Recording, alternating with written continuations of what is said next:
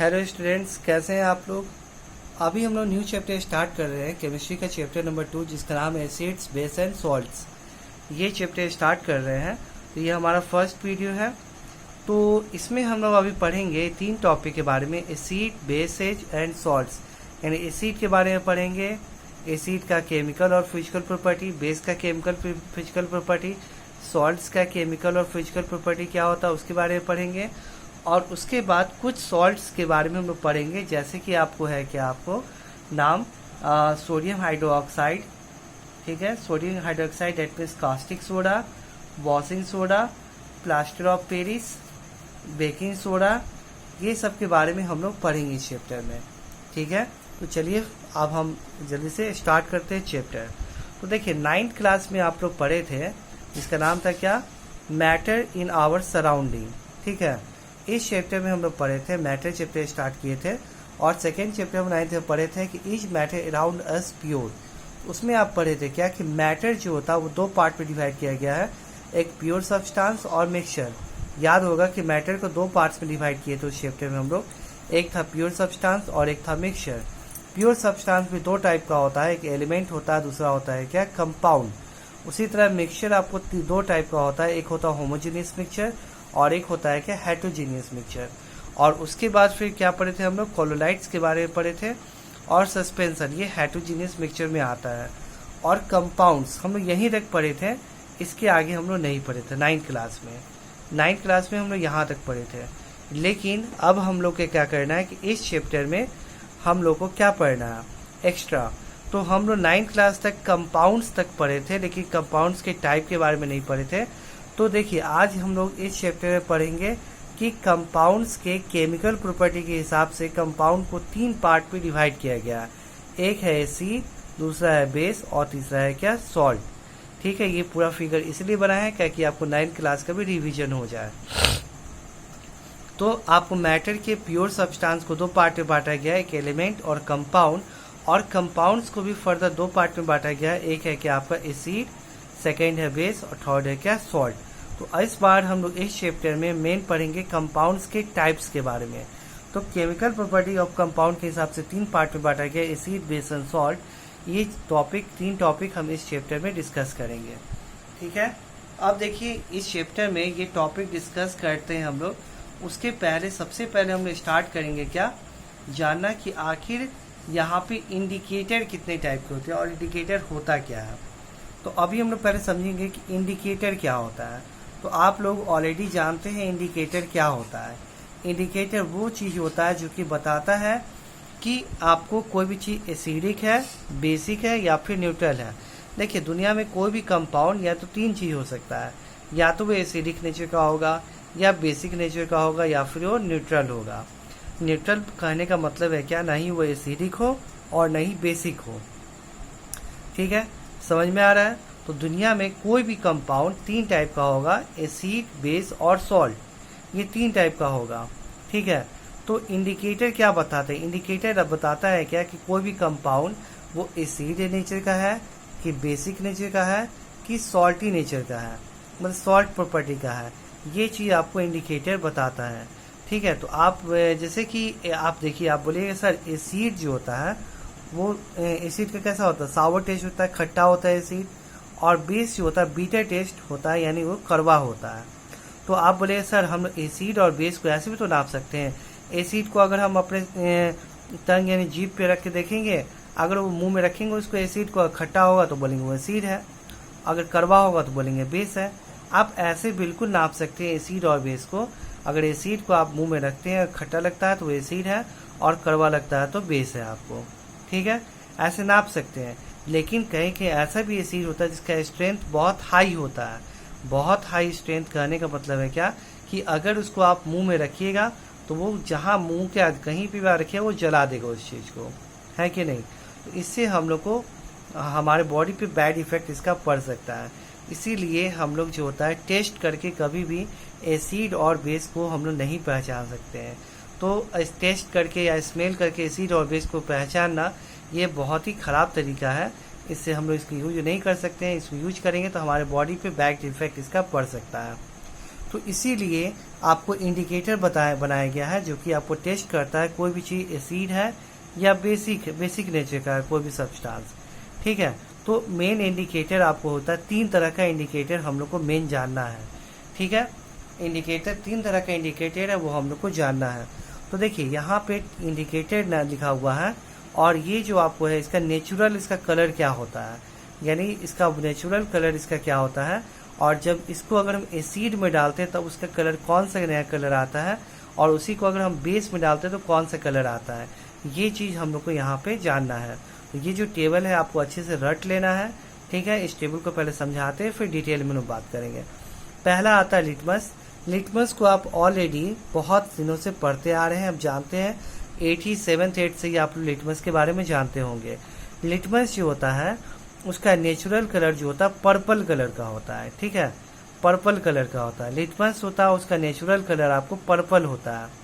यानी अगर कोई ऐसा सॉल्यूशन जो कि आपको न्यूट्रल है, न्यूट्रल दैट मीन्स क्या, नहीं वो एसिडिक नेचर का है नहीं बेसिक नेचर का है, तो उसमें उसको रखिएगा आपको तो उसका कलर क्या रहेगा, आपको पर्पल होगा। यानी लिटमस पेपर का कलर जो होता है, लिटमस जो होता है उसका कलर नेचुरल कलर जो होता है पर्पल होता है। एकदम आप लोग याद कर लीजिए, लिटमस का नेचुरल कलर पर्पल होता है। और अगर इसको हम इस पर्पल कलर का यूज करके हम 2 स्ट्रिप बनाते हैं, एक आपको रेड स्ट्रिप बनाते हैं और एक आपको ग्रीन स्ट्रिप बनाते हैं, ब्लू स्ट्रिप बनाते हैं, रेड और ब्लू। ठीक है, अगर आप इस ब्लू लिटमस पेपर को अगर एसिड में डालिएगा, ठीक है, तो वो क्या बन जाएगा, आपको रेड बन जाएगा।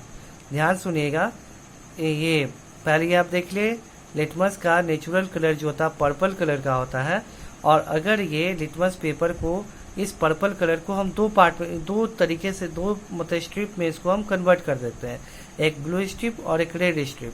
अगर ब्लू स्ट्रिप रेड स्ट्रिप कैसे बनता है आपको वो एक वीडियो हम शेयर करेंगे आपको, अभी जब क्लास हम ये वीडियो के साथ में वो भी वीडियो शेयर करेंगे, तब आपको समझ में आएगा। ये एक लिटमस जो होता है इसका पर्पल कलर होता है, इस पर्पल कलर से हम लोग रेड जो होता है लिटमस पेपर और ब्लू लिटमस पेपर कैसे बनाते हैं ये हम आपको बताएंगे वीडियो में।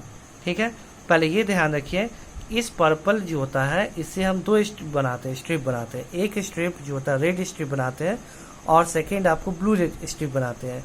इस ब्लू स्ट्रिप को अगर हम डालेंगे, ये जो ब्लू स्ट्रिप है इसको अगर हम डालेंगे आपको एसिड में तो ये ब्लू स्ट्रिप का कलर हो जाएगा कि आपको रेड हो जाएगा, और इस रेड स्ट्रिप को अगर हम बेस में डालेंगे तो इसका कलर हो जाएगा कि आपका ब्लू हो जाएगा। ठीक है, हाँ, अब बोले सर कि अगर हम रेड स्ट्रिप को एसिड में डालेंगे तो क्या होगा, वो रेड ही रहेगा, उसमें कलर चेंज नहीं होगा। अब ब्लू स्ट्रिप को अगर आप बेस में डालेंगे तो उसमें इसका कलर क्या होगा, ब्लू ही रहेगा, वो चेंज नहीं करेगा। तो ध्यान रखिएगा कि ब्लू लिटमस पेपर को अगर हम एसिड में डालते हैं तो उसका कलर हो जाता है रेड, वही ब्लू लिटमस पेपर को अगर हम बेस में डालेंगे तो उसका कलर ब्लू ही रहेगा, वो चेंज आपको नहीं करेगा। उसी तरह रेड लिटमस पेपर को अगर हम बेस में डालेंगे तो उसका कलर हो जाता है क्या, ब्लू, लेकिन अगर रेड लिटमस पेपर को एसिड में डालेंगे तो उसका कलर रेड ही रहेगा, वो कलर चेंज आपको नहीं करेगा। ठीक है, तो ये बात हो गया। यानी आपके लैब में हमेशा 2 लिटमस पेपर रहता है, एक होता है ब्लू और एक होता है रेड, लेकिन एक्चुअली जो आपको लिटमस पेपर का कलर होता है वो क्या होता है, पर्पल कलर का होता है। अब आपको कन्फ्यूजन इसमें हो गया होगा कि सर पर्पल कलर कैसे होता है, रेड और ब्लू स्ट्रिप हम लोग कैसे बनाते हैं, उसके लिए एक वीडियो हम शेयर करेंगे, आप घबराइए नहीं। ठीक है, तो आप बस इतना रट लीजिए आप। अब आइए नेक्स्ट बात करते हैं। पेनिसिलिन जो होता है सेकेंड इंडिकेटर है, ये आपको जो होता है सेकेंड इंडिकेटर है, इसका कलर जो होता है नेचुरल कलर क्या होता है, कलरलेस लिक्विड होता है। यानी पेनिसिलिन एक केमिकल होता है जो कि इंडिकेटर है, इसके हेल्प से हम लोग पता करते हैं कोई भी चीज़ एसिडिक है या फिर बेसिक है। ठीक है, उसका नेचुरल कलर क्या होता है, ये कलरलेस होता है, इसके पास कोई भी कलर आपको नहीं होता है। लेकिन इसी को अगर हम डालते हैं आपको एसिड के अंदर, जानते हैं, ध्यान रखिएगा, पेनिसिलिन को अगर हम एसिड के अंदर डालेंगे तब भी इसका कलर चेंज आपको नहीं होगा। ठीक है, यानी ध्यान रखिए, यानी पेनिसिलिन आपको अगर नेचुरल इसका कलर कलरलेस होता है, और अगर इसको हम उठा करके एसिड में डालते हैं तब भी इसका कलर चेंज नहीं होगा। लेकिन पेनिसिलिन को जैसे ही आप बेस में डालते हैं तब उसका कलर हो जाता है पिंक कलर का हो जाता है। यानी पेनिसिलिन की हेल्प से हम लोग एसिड को नहीं बता सकते कि वो एसिड है या न्यूट्रल है। ठीक है, एसिड एसिडिक कोई सब्सटेंस रखा हुआ है, कोई न्यूट्रल सब्सटेंस रखा हुआ है, तो आप इसमें डिफर नहीं कर सकते हैं कि वो एसिडिक सब्सटेंस है कि न्यूट्रल सब्सटेंस है, क्योंकि एक पेनिसिलिन को अगर न्यूट्रल सॉल्यूशन में डालेंगे, जैसे वाटर में डालेंगे, तब इसका कलर चेंज नहीं होगा, और अगर आप इसको एसिड में डालेंगे तब भी इसका कलर चेंज नहीं होगा। हाँ, लेकिन अगर पेनिसिलिन को अगर आप डालते हैं बेस में तो इसका कलर क्या हो जाता है, आपका पिंक कलर हो जाता है। समझ में आया, पिंक कलर हो जाता है। यानी इस पेनिसिलिन की हेल्प से आप जो होता है बेस को पहचान सकते हैं। ठीक है, अब जो होता है सेकेंड थर्ड जो होता है उसको बोलते हैं क्या, मिथाइल ऑरेंज। मिथाइल ऑरेंज का नेचुरल कलर क्या होता है, ऑरेंज कलर का होता है। ये मिथाइल ऑरेंज जो होता है ये ऑरेंज कलर का होता है। अगर इस मिथाइल ऑरेंज को हम कोई न्यूट्रल सोल्यूशन होता है जैसे वाटर, इसमें इसका डालेंगे तो क्या होगा, तो सिंपली बात है ये ऑरेंज ही रहेगा। लेकिन अगर मिथाइल ऑरेंज को हम लोग एसिड में डालेंगे, इस मिथाइल ऑरेंज का ऑरेंज कलर किस फॉर्म में कन्वर्ट हो जाएगा, आपको रेड में कन्वर्ट हो जाएगा। ध्यान सुनिए, ये आपका जो होता है ऑरेंज है ना, ये ऑरेंज है आपका, तो मिथाइल ऑरेंज जो होता है उसका ऑरेंज कलर होता है।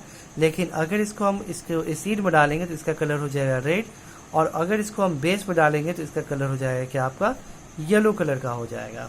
ठीक है, मिथाइल ऑरेंज का कलर जो होता है अगर हम एसिड में डालेंगे तो इसका कलर हो जाता है रेड, और बेस में डालेंगे तो इसका कलर हो जाता है क्या, येलो कलर का हो जाता है। ठीक है, तो ये आपको याद करना है। यानी सिंपली बात है, लिटमस पेपर आपको दो टाइप होता है, एक ब्लू लिटमस पेपर और red litmus paper. Blue litmus paper को अगर हम एसिड में डालेंगे तो उसका रेड कलर हो जाएगा। वही ब्लू लिटमस पेपर को अगर हम बेस में डालेंगे तो कोई कलर चेंज नहीं होगा। वही रेड लिटमस पेपर को अगर हम एसिड में डालेंगे तो उसका कोई कलर चेंज नहीं होगा। लेकिन अगर रेड लिटमस पेपर को बेस में डालेंगे तो उसका कलर ब्लू हो जाएगा। मिथाइल ऑरेंज का बात करें, मिथाइल ऑरेंज का नेचुरल कलर होता है कलरलेस, लेकिन मिथाइल ऑरेंज को अगर हम एसिड में डालेंगे तब भी उसका कलर कलरलेस ही रहेगा। लेकिन मिथाइल ऑरेंज को अगर हम बेस में डालेंगे तब इसका कलर जो होगा पिंक कलर का हो जाएगा। पेनिसिलिन का हम बता रहे थे। अब बात करते हैं क्या, मिथाइल ऑरेंज। मिथाइल ऑरेंज का नेचुरल कलर ऑरेंज कलर का होता है, और अगर मिथाइल ऑरेंज को हम एसिड में डालेंगे तो इसका कलर हो जाएगा रेड, लेकिन मिथाइल ऑरेंज को अगर हम बेस में डालेंगे तो इसका कलर हो जाएगा येलो। यानी ऑरेंज से रेड, ऑरेंज से येलो होगा इसका कलर चेंज। तो ये आपको याद रखना है। अब ये सब इंडिकेटर जो होता है में से पेनिसिलिन और मिथाइल ऑरेंज जो होता है सिंथेटिक इंडिकेटर होता है। ठीक है, सिंथेटिक इंडिकेटर होता है, जबकि लिटमस जो होता है वो नेचुरल इंडिकेटर होता है। तो आप बोलिए सर सिंथेटिक इंडिकेटर और नेचुरल इंडिकेटर में क्या डिफरेंस होता है। तो देखिए, वैसा इंडिकेटर जो कि आपको केमिकल की हेल्प से बनाया गया हो उसको बोलते हैं क्या, मैन मेड हो उसको बोलते हैं सिंथेटिक इंडिकेटर। तो ये दोनों जो होता है इंडिकेटर, पेनिसिलिन और मिथाइल ऑरेंज, ये दोनों मैन मेड है, यानी हम लोग के द्वारा बनाया गया इंडिकेटर है। इसीलिए इसको बोलते हैं क्या, हम लोग आपको सिंथेटिक इंडिकेटर बोलते हैं। जबकि लिटमस जो होता है वो आपको नेचुरल इंडिकेटर है, आपको नेचुरली इसको बनाया जाता है। आपके बुक में दिया रहेगा, देखिए लीचेन प्लांट होता है, देखिए यहाँ लिखा हुआ है आपको, ये प्लांट है, इसका नाम क्या है, लीचेन प्लांट है। इस लीचेन प्लांट से आपको बनाया जाता है, यानी लिटमस पेपर जो बनाया जाता है लीचेन प्लांट से बनाया जाता है। और ये लीचेन क्या है आपका, नेचुरल, आपको नेचुरली इसको मिलता है, इसलिए इस तरह के इंडिकेटर को हम बोलते हैं क्या, नेचुरल इंडिकेटर बोलते हैं। यानी लिटमस आपका नेचुरल इंडिकेटर हो गया, जबकि ये दोनों आपको जो होता है मिथाइल ऑरेंज और पेनिसिलिन, ये दोनों आपको क्या होता है, आपको सिंथेटिक इंडिकेटर होता है। ठीक है, तो इंडिकेटर आप लोग को समझ में आ गया होगा। अब आइए चलते हैं कुछ और इंडिकेटर के बारे में बुक से जानने। इतना इंडिकेटर आपको हमेशा याद रखना, ये मेन है। अब कुछ और भी इंडिकेटर होता है उसके बारे में जानते हैं। चलिए अब बुक से आप लोग को पढ़ के हम समझाते हैं। देखिए, आपको कह रहा है कि indicator for testing acid and base, an indicator is dye that change the colour when it put into the acid और बेस। इंडिकेटर एक तरह का डाई होता है जिसका कलर चेंज होता है कब, जब उसको एसिड या फिर बेस में हम लोग डालते हैं। कलर चेंज से हम लोग पहचान पाते हैं कोई चीज एसिड है या फिर बेस है। An indicator tell us whether the substance we are testing is an acidic acid or base by changing its color. There are most common indicator in the acid and base are the litmus, methyl orange और penicillin, जिसके बारे में हम आपको बताए हैं अभी। ठीक है, अब इसके बाद मिथाइल के बारे में, ऑरेंज और पेनिसिलिन के बारे में यहाँ बताया गया है। और देखिए हम आपको बुक से भी समझा रहे हैं। देखिए मिथाइल ऑरेंज क्या होता है इंडिकेटर, वो रेड कलर हो जाता है in acid solution. Methyl orange indicator yellow colour हो जाता है किसमें, आपको बेसिक सॉल्यूशन में। ठीक है, पेनिसिलिन के बारे में क्या बोला, इसका कलर कलरलेस रहता है किसमें, एसिडिक सॉल्यूशन में, जबकि इसका कलर पिंक हो जाता है किसमें, आपका बेसिक सॉल्यूशन में। ठीक है, ये बात हो गया। अब उसके बाद हम बात, अभी देखिए यहाँ पे एक इंडिकेटर लिख रहा होगा जिसको बोलते हैं क्या, यूनिवर्सल इंडिकेटर। ये यूनिवर्सल इंडिकेटर क्या है, तो इसी चैप्टर में हम लोग को आगे पढ़ना है यूनिवर्सल इंडिकेटर।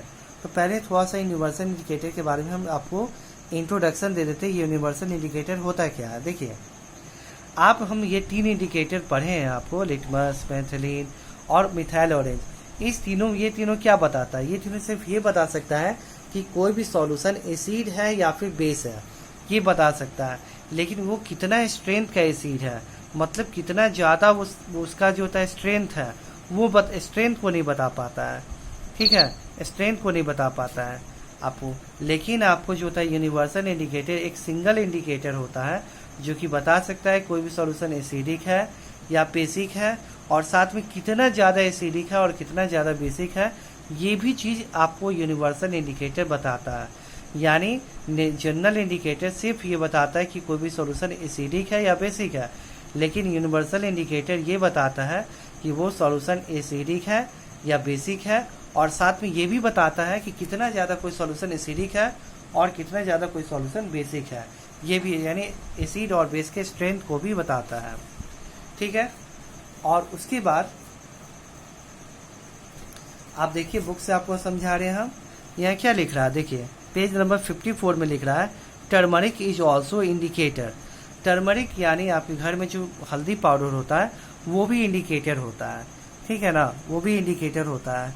तो टर्मरिक पाउडर से बेस को पहचान पाता है, यानी हल्दी पाउडर से बेस को पहचान पाता है, एसिड को नहीं पहचान पाता है। यानी एसिड में अगर आप टर्मरिक पाउडर मिक्स कीजिएगा तो उसका कोई कलर चेंज नहीं होगा। ध्यान सुनिएगा, टर्मरिक पाउडर जो होता है यानी हल्दी पाउडर, वो आपको ऐसे ही आपको जो होता है वो भी एक तरह का इंडिकेटर होता है, लेकिन सिर्फ वो बेस को ही इंडिकेट कर सकता है, एसिड को इंडिकेट नहीं कर सकता है। ठीक है, जैसे देखिए क्या होता है, अगर आप टर्मरिक पाउडर को एसिड में डालिएगा तो उसका येलो कलर जो होता है चेंज नहीं करेगा, यानी वो नेचुरली येलो ही रहेगा।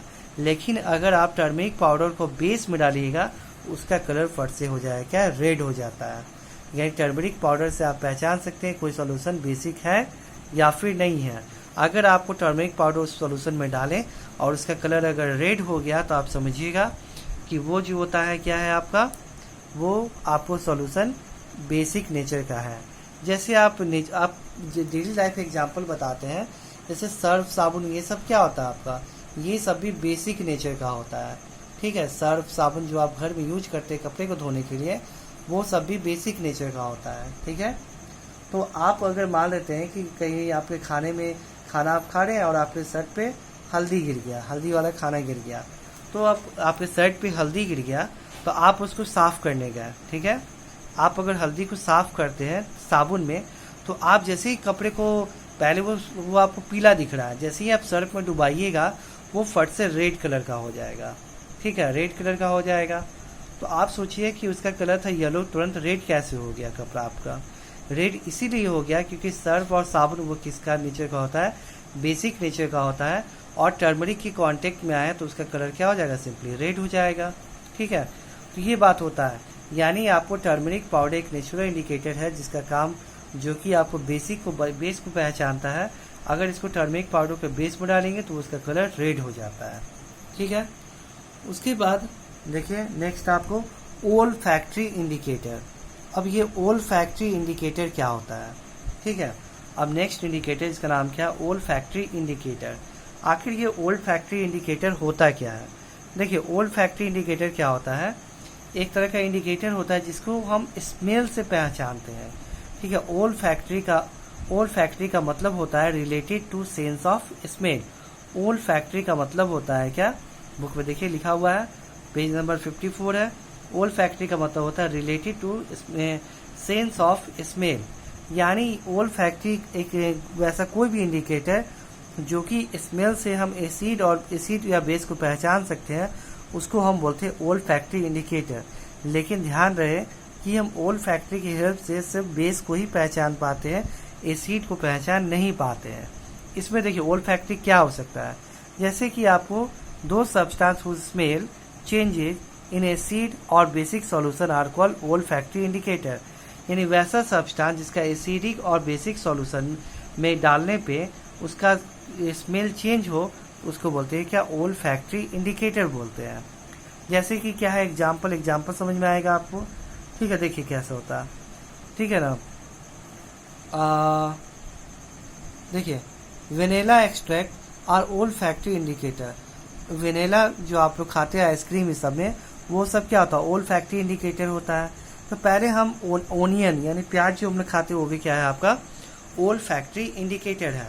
तो आइए समझते हैं कि यह आखिर ओल फैक्ट्री इंडिकेटर होता कैसे है। तो देखिए यहाँ पे आखिर ये ओल फैक्ट्री इंडिकेटर कैसे होता है, देखिए दिख रहा होगा अब आपको, जूम कर दिए हम थोड़ा। हाँ देखिए ओनियन के बारे में क्या लिखा हुआ है यहाँ पे, onion has the characteristic smell.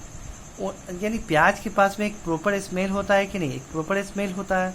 When the base like sodium hydroxide, sodium hydroxide बहुत ही स्ट्रॉन्ग बेस होता है। तो देखिए हम क्या करेंगे, आपको ऐसे समझाते हैं आपको हम। देखिए एक प्याज हम ले लेंगे, ये प्याज है, एक बीकर ले लेंगे, इसमें हम बेस को भर देंगे। बेस इसमें भरा हुआ है, मानते NaOH सोडियम हाइड्रोक्साइड पानी के साथ में मिक्स है, इससे भरा हुआ है।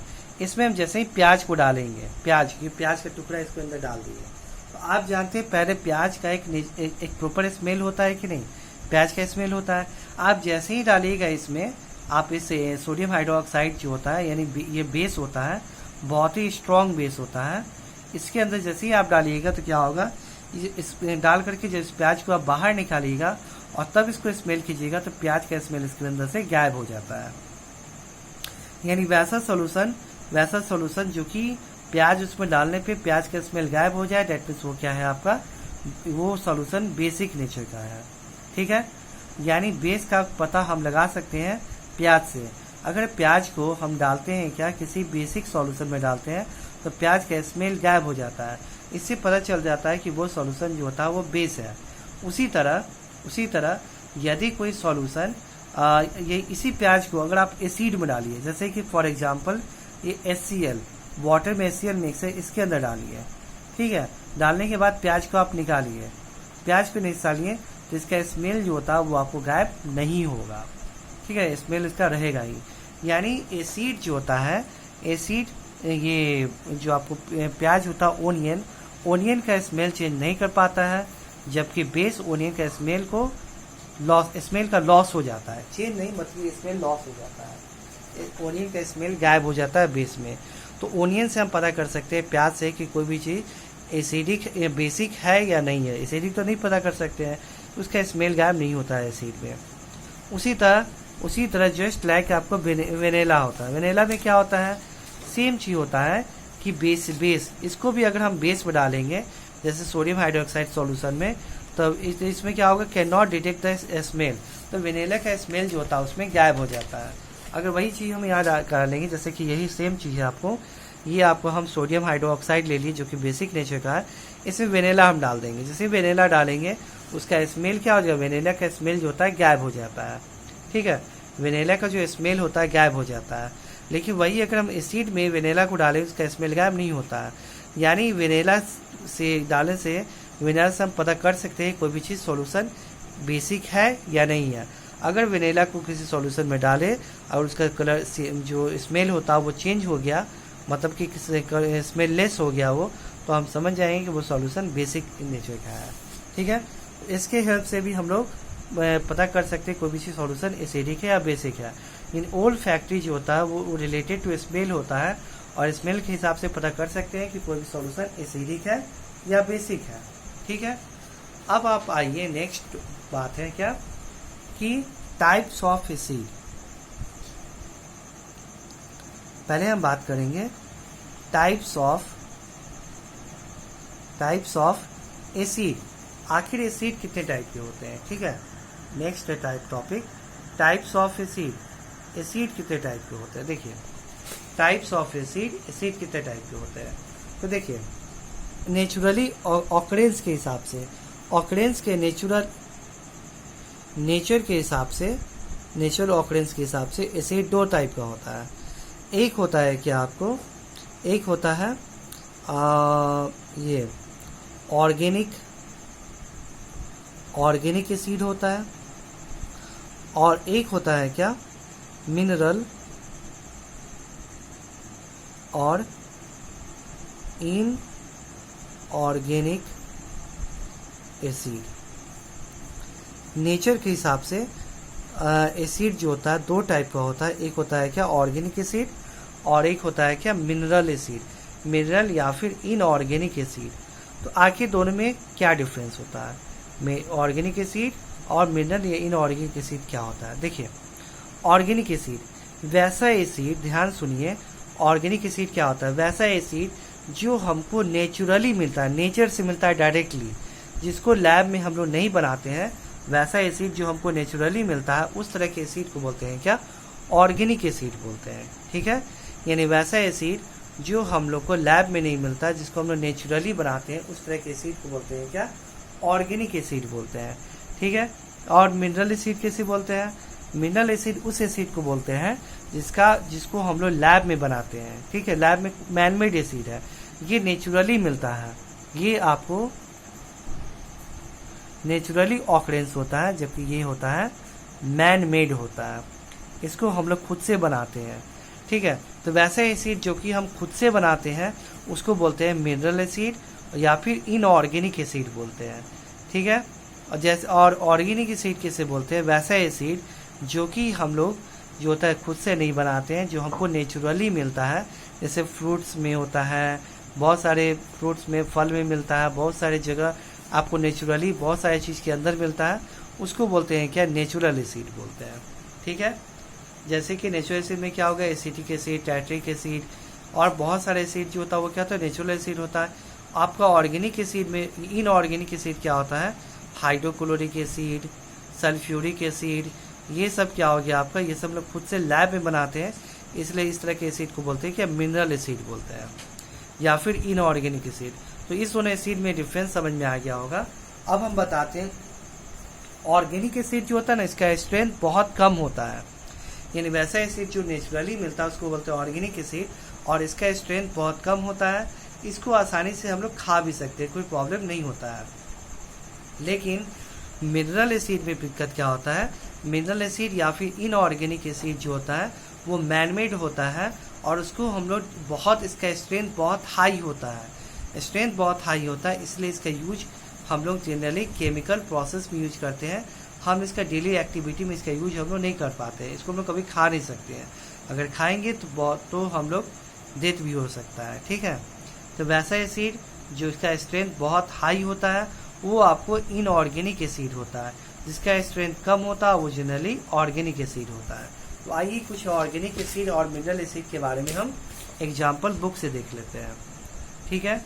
बुक से देखते हैं तो देखिए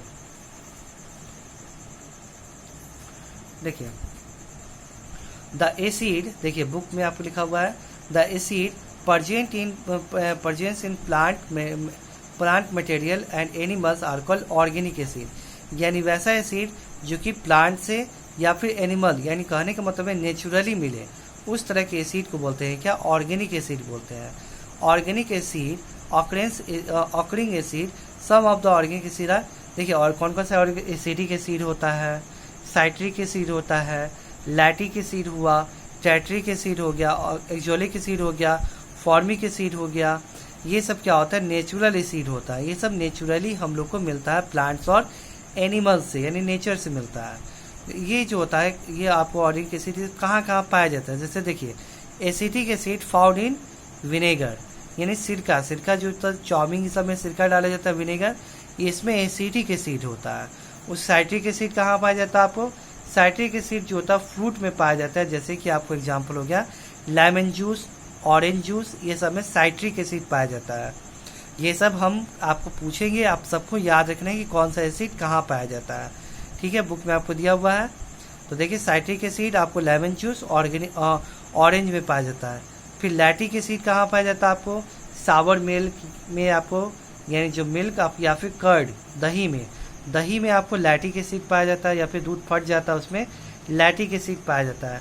टैट्रिक एसिड कहाँ पाया जाता है?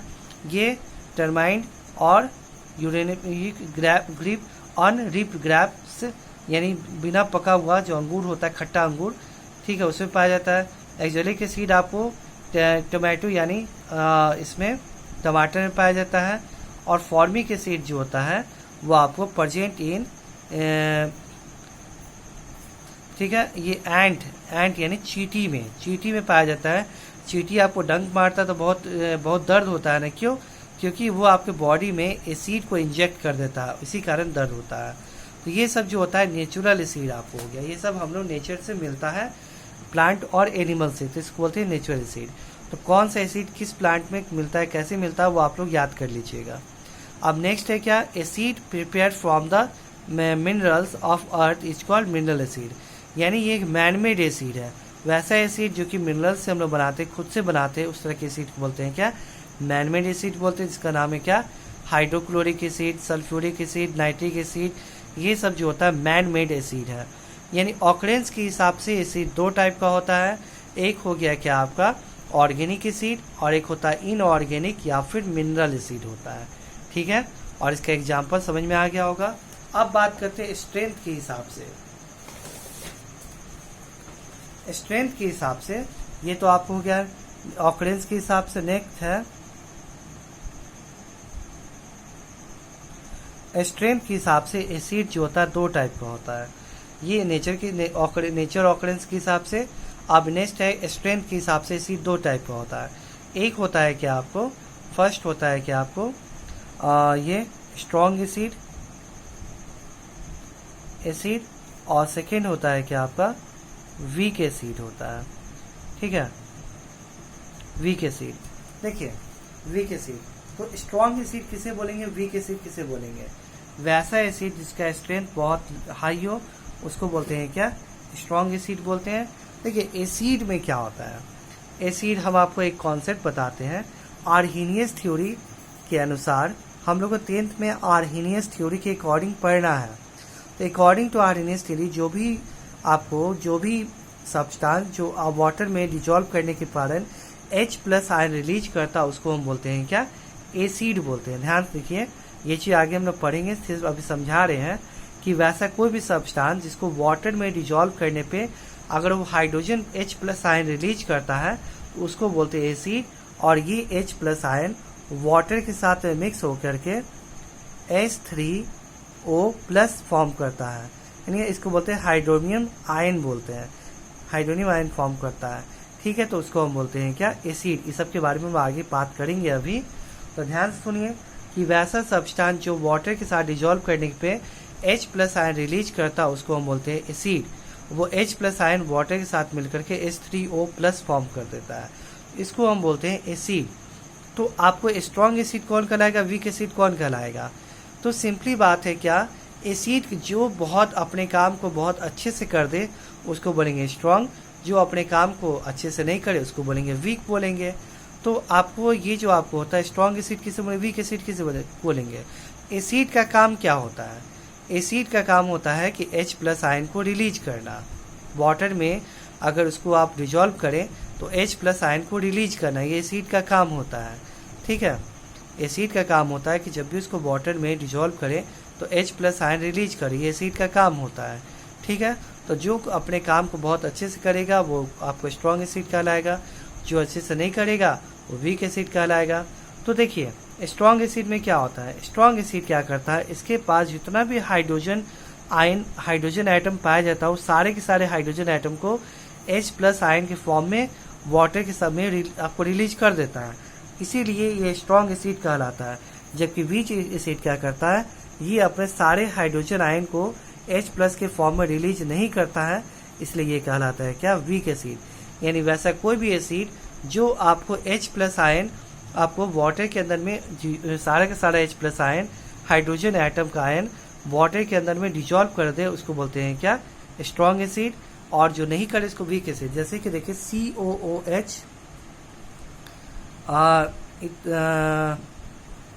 देखिए, हाँ जैसे देखिए कि ये देखिए, ये आपको इसका नाम है क्या, एसिटिक एसिड, CH3COOH, इसका नाम है क्या आपको, एसिटिक एसिड इसका नाम है।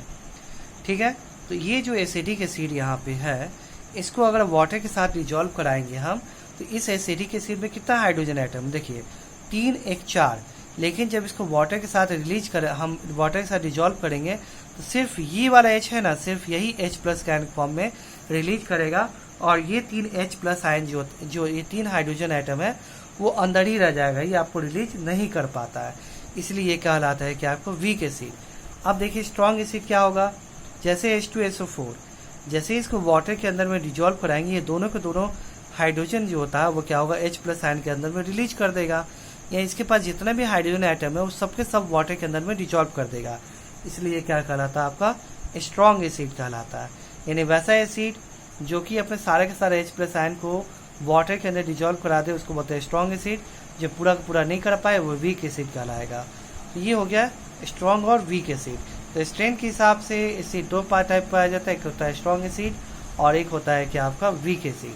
अब आइए आगे देखते हैं हम लोग।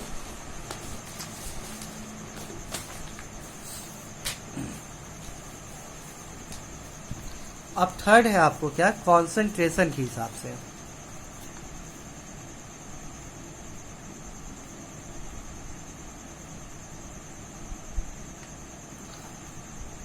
कॉन्सेंट्रेशन के हिसाब से एसिड 2 टाइप का पाया जाता है। एक होता है क्या आपका डाइल्यूट एसिड,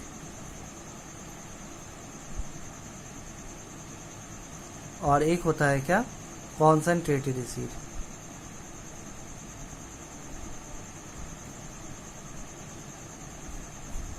एक होता है डाइल्यूट एसिड और एक होता है क्या, कॉन्सेंट्रेटेड एसिड। तो क्या होता है, सो देखिए, वैसा एसिड डाइल्यूट एसिड तो आप ऑलरेडी 9th क्लास में डाइल्यूट और कॉन्सेंट्रेटेड आप जानते हैं। ठीक है, तो डाइल्यूट एसिड और कॉन्सेंट्रेटेड एसिड क्या होता है। ठीक है, तो देखिए यहाँ पे सबसे पहले यहाँ पे एसिड को वाटर के साथ में डिजॉल्व करके रखना पड़ता है हम लोग को। अगर आपको एसिड अगर वाटर के साथ में मिक्स नहीं रहेगा तो वो अपना एसिडिक प्रॉपर्टी शो नहीं करता है। ये बात हम आगे आपको समझाएंगे। एसिड अपना एसिडिक प्रॉपर्टी तभी शो करता है जब उसको वाटर के साथ में मिक्स किया जाता है। जब वाटर के साथ वो मिक्स नहीं होगा तो एसिड अपना एसिडिक प्रॉपर्टी शो नहीं करेगा। तो अब एसिड डाइल्यूट एसिड और एसिड कॉन्सेंट्रेटेड एसिड में क्या अंतर होता है। देखिए डाइल्यूट एसिड क्या होता है, अगर वाटर का मात्रा बहुत ज़्यादा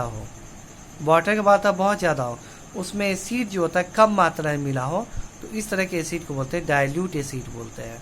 ठीक है, और अगर बोलते हैं क्या, डाइल्यूट एसिड बोलते हैं अगर इसमें एसिड का मात्रा बहुत ज़्यादा हो और वाटर का मात्रा कम हो, तो इस तरह के एसिड को बोलते हैं क्या, कॉन्सेंट्रेटेड एसिड बोलते हैं। यानी वाटर का मात्रा एसिड के अंदर में कितना है उसके हिसाब से एसिड 2 टाइप का होता है। एक होता है डाइल्यूट एसिड और एक होता है कॉन्सेंट्रेटेड एसिड। वैसा एसिड जिसमें वाटर का मात्रा ज़्यादा हो और एसिड का मात्रा कम हो, उस तरह के एसिड को बोलते हैं क्या, डाइल्यूट एसिड बोलते हैं। जबकि वैसा एसिड जहाँ पे एसिड का मात्रा ज़्यादा हो और वाटर का मात्रा कम हो, उस तरह के एसिड को बोलते हैं क्या, हम लोग कॉन्सेंट्रेटेड एसिड बोलते हैं। ठीक है, अब ये लास्ट हमारा टॉपिक है ये वाला। देखिए यहाँ पे डाइल्यूटिंग एसिड, इसे क्वेश्चन पूछा जाता है आपके एग्जाम में। डाइल्यूटिंग एसिड यानी एसिड को हम अगर वाटर के साथ मिक्स करते तो उसका क्या प्रोसेस है। ठीक है, ये आपको जो होता है एक बीकर आपको दे दिया गया, इसमें वाटर डाला गया है, वाटर। तो इसमें वाटर हमारे पास में एसिड है, इस एसिड को वाटर के साथ में मिक्स करना है। तो वाटर के साथ मिक्स करने का क्या प्रोसेस है। ठीक है, इसको हम लोग समझना बहुत ज़रूरी है कि एसिड को वाटर के साथ मिक्स करना क्या इम्पोर्टेंट है। तो ध्यान से देखिए, एसिड है, यहाँ पे एसिड है, इसको वाटर के साथ में मिक्स करना है।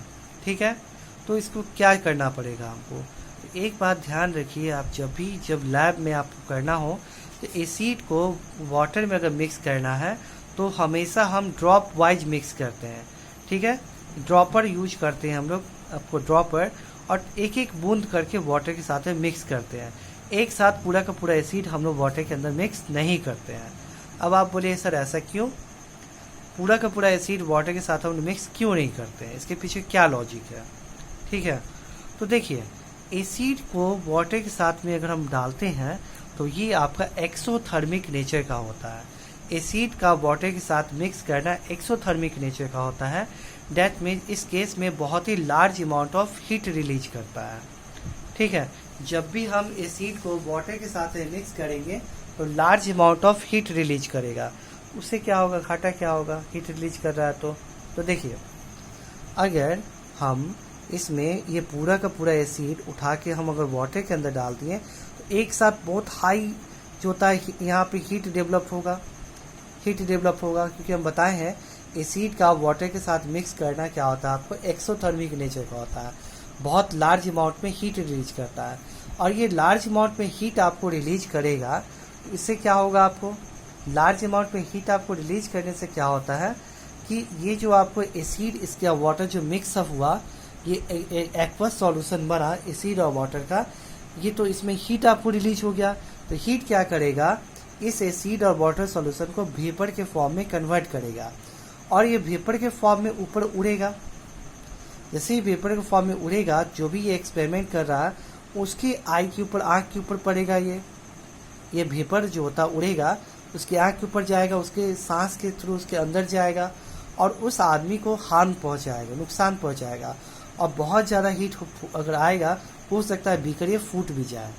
ठीक है, इससे बचने के लिए इससे क्या नुकसान होगा, देखिए इस आदमी का अपना आँख बंद किया हुआ है कि नहीं, और यहाँ क्या हो रहा है, इससे वेपर बहुत हाई वेपर यहाँ से निकल रहा है और इसका मुंह जो होता है शायद जलन इसको फील हो रहा है। क्यों, इसका सांस लेने में तकलीफ होगा, क्योंकि यहाँ पे आप क्या किए हैं, एसिड को वाटर के साथ में डायरेक्टली मिक्स कर दिया बहुत तेजी से, बहुत ही लार्ज हीट डेवलप हुआ और हीट के थ्रू ये जो एसिड होता है वेपर के फॉर्म में कन्वर्ट हुआ, इसके नाक के थ्रू इसके अंदर चला गया और इसके आँख के ऊपर गया, इस कारण इसको जलन होना स्टार्ट हो जाता है।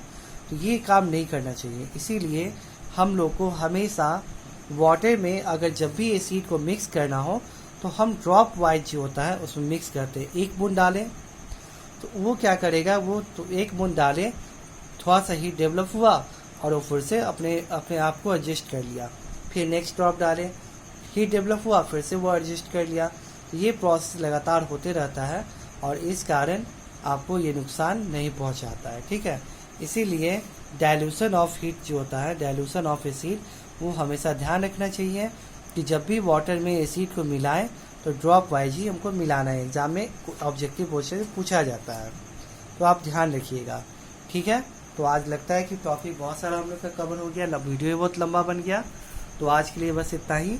अब अगले क्लास में हम लोग न्यू टॉपिक के बारे में डिस्कस करेंगे, जो कि नाम है क्या, chemical property of acid. Acid का फिजिकल और केमिकल प्रॉपर्टी के बारे में हम लोग डिस्कस करेंगे। ठीक है, तो आज हम वीडियो यहाँ पे एंड करते हैं। हम नेक्स्ट क्लास में फिर हम लोग नेक्स्ट वीडियो के साथ मिलते हैं। Okay, bye, thank you.